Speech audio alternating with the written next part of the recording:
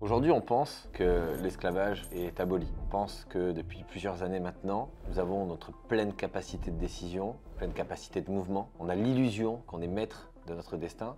Et finalement, les cartes n'ont pas changé de main. C'est juste qu'on n'en maîtrise pas tout à fait les règles du jeu. Je vais te parler des 7 habitudes qui te rendent complètement esclave et comment, bien sûr, t'en affranchir. Tu n'es pas quelqu'un qui tient tes engagements. Que ça soit, alors, effectivement, déjà avec les autres, c'est grave. Mon père me disait souvent la parole vaut l'homme ou l'homme ne vaut rien. Donc bien sûr, il est pour moi essentiel de toujours tenir ses paroles. Mais j'aurais même envie de te dire le pire du pire, c'est de ne pas les tenir envers soi-même. C'est-à-dire que si aujourd'hui tu es capable de te donner tout simplement des objectifs, de les tenir, de te dire que voilà, c'est dit, tu t'y tiens et tu le fais, tu t'es engagé. Le fait justement de respecter tes engagements envers toi-même, c'est ce qui va te permettre tout simplement déjà d'être respecté par rapport à la personne autour de toi, mais également d'être capable de tenir tes engagements envers les autres. Si tu n'es pas capable de tenir les engagements envers toi-même, alors envers les autres, ça sera le cadet de tes soucis. Donc toujours tenir ses engagements. Ne pas oser dire non. D'ailleurs, j'ai un livre à te conseiller.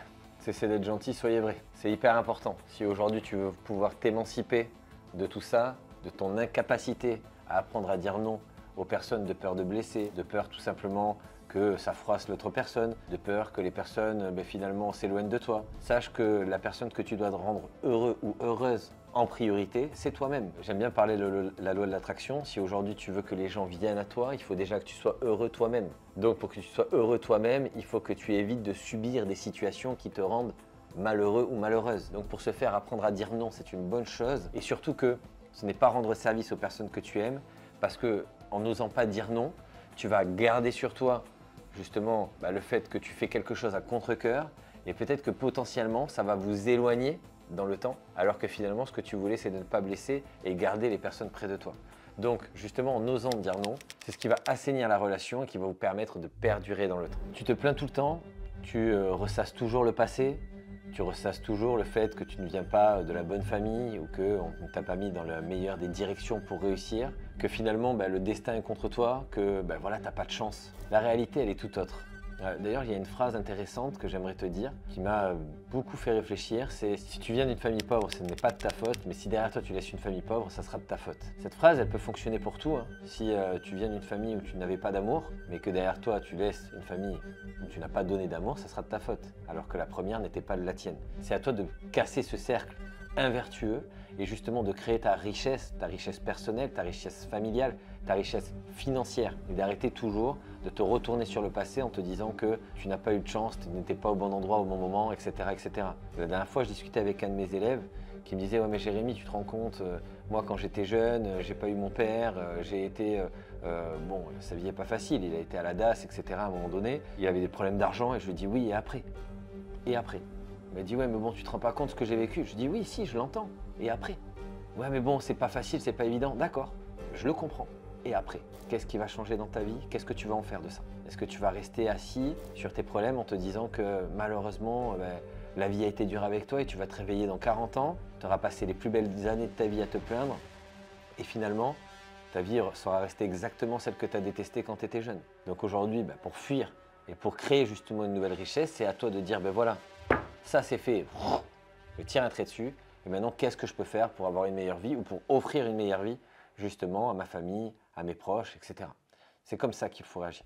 Tu as travaillé toute la journée dans un boulot que tu n'aimes pas forcément, après avoir pris peut-être 1 voire 2 heures de bouchon dans la journée, tu rentres chez toi. Première chose que tu fais, tu prends ton téléphone, d'ailleurs même pendant tes pauses de 10h, midi, 16h, si jamais tu as plusieurs pauses dans la journée, et tu prends ton téléphone et tu scrolles. Tu scrolles, tu scrolles, tu scrolles, et tu regardes. Le problème, c'est que le téléphone, en fait, c'est une petite fenêtre qui te permet un destin illusoire, c'est-à-dire que tu vas rêver au travers de ce petit écran une vie que tu n'auras forcément jamais parce que tu es continuellement en train de consommer des produits, notamment quand tu rentres chez toi, consommer TikTok, Instagram, YouTube, donc tu fais vivre ces entreprises, Netflix, tu fais vivre ces entreprises, mais à aucun moment tu crées de la richesse personnelle, de la richesse intellectuelle. C'est-à-dire que au lieu de scroller et de passer ton temps à regarder au travers de cette petite fenêtre et essayer de t'évader pendant quelques secondes et de fuir finalement ce mal-être ou cette situation que tu n'aimes pas pour pouvoir passer des moments de joie, mais qui sont illusoires, Prends plutôt ton téléphone pour suivre des formations, prends un livre pour apprendre une nouvelle compétence. Utilise ces heures-là pour les monétiser, pour faire quelque chose qui t'anime réellement, pour pouvoir justement briser ce cercle et au lieu de regarder au travers ton téléphone les îles paradisiaques où tu as envie d'aller, grâce justement aux heures que tu auras passées pour générer de la richesse, paye-toi un billet d'avion, amène ta famille et va les voir en vrai. De toute façon, je commence lundi. Lundi, je m'y mets. Lundi, c'est sûr. Là, ce week-end, je profite. Lundi, c'est bon. Et là, lundi arrive, on a passé une dure journée, les bouchons, le patron avec qui on ne s'entend pas forcément, une mauvaise nouvelle par-ci par-là, et puis finalement on arrive à la maison et puis on se dit allez, lundi prochain. Et comme ça, on se laisse encore un pansement sur la blessure, on se laisse la semaine pour souffler, et le lundi d'après, encore une nouvelle galère, une nouvelle problématique, et finalement ça commence jamais. De quoi je te parle? Je te parle tout simplement déjà de la réalité de la vie, des problèmes il y en aura toujours, et aujourd'hui la vie, en vrai, c'est monter dans un train qui peut-être va s'arrêter plusieurs fois, des fois dans des zones de bonheur, des fois dans des zones de douleur, mais que quoi qu'il arrive, accepter que le jeu sera comme ça te permet tout simplement d'apprendre à surfer sur les vagues, comme je dis, et je te parle de faire du sport.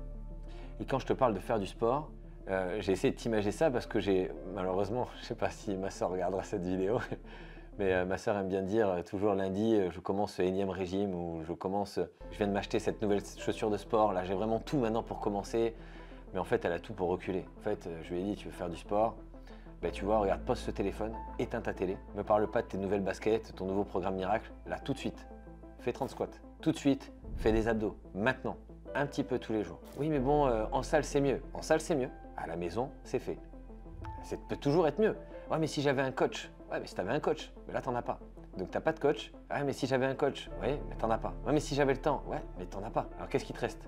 Où c'est que tu peux le faire? À la maison. Très bien. Donc tu as la solution. Tu le fais à la maison, maintenant tout de suite. Pose le téléphone, fais 30 squats. La réalité c'est ça. Et même si effectivement on se dit le fait d'aller à la salle, j'aurai de meilleurs outils, j'aurai un meilleur corps, tout sera mieux. La vérité c'est que ce qu'on veut déjà entraîner, on pense que c'est son corps.